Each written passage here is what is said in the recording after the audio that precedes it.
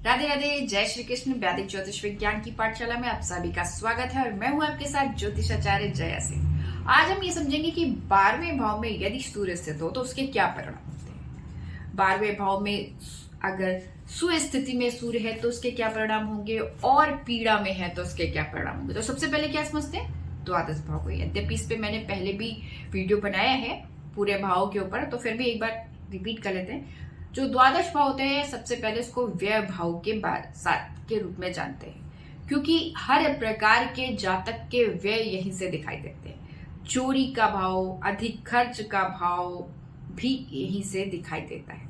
किसी भी प्रकार का जो लॉस होता है हमारे जीवन में वह भी 12वें भाव से ही हम देखते हैं। यही नहीं, रहस्य की पूर्ति का भाव भी होता है द्वादश भाव, और विदेश का भाव भी होता है, अस्पताल का भाव भी होता है, आश्रम का भी भाव होता है, और साथ ही साथ जेल का भी भाव होता है। अब ऐसी स्थिति में अगर सूर्य यहां पर स्थित हो जाए तो उसके क्या परिणाम होते हैं। सूर्य आत्मा का कारक है और यहाँ पर स्थित हो जाता है तो सबसे पहले जो पिता है उनके साथ हमारा जो संबंध है, क्योंकि व्यय भाव में आ जाता है, तो कुछ ना कुछ अनबन को जरूर दिखाता है।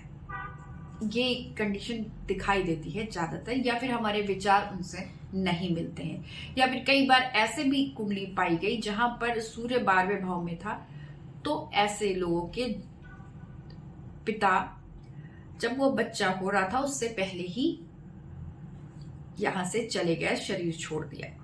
इसके अलावा 12वें भाव में बृहद पराशर होरा शास्त्र में लिखा गया है कि यदि तुला लग्न का चार्ट हो और द्वादश भाव में सूर्य हो तो ऐसे व्यक्ति की आयु 100 वर्ष की होती है।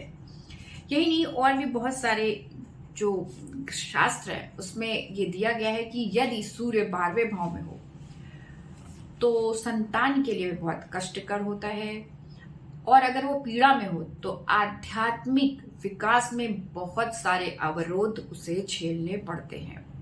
यही नहीं, अगर द्वादश भाव में सूर्य स्थित है तो और वो भी पीड़ा में है तो आपके जीवन में कई प्रकार के अनैतिक कार्य हो सकते हैं या आपको जेल जाने की संभावना को भी बनाते हैं। और लेकिन ये पीड़ा होने पर ही है। अगर शुभ स्थिति में है, पावरफुल है, तो ऐसी स्थिति में सूर्य आपको एक आध्यात्मिक ऊर्जावान व्यक्ति बना देता है। आपका आश्रमों के साथ संबंध जुड़ा रहता है, ऐसा बनाता है। हमारे गुरु श्री के राव सर की कुंडली में भी गुरु सूर्य 12वें भाव में स्थित है। यही नहीं, जो पूर्व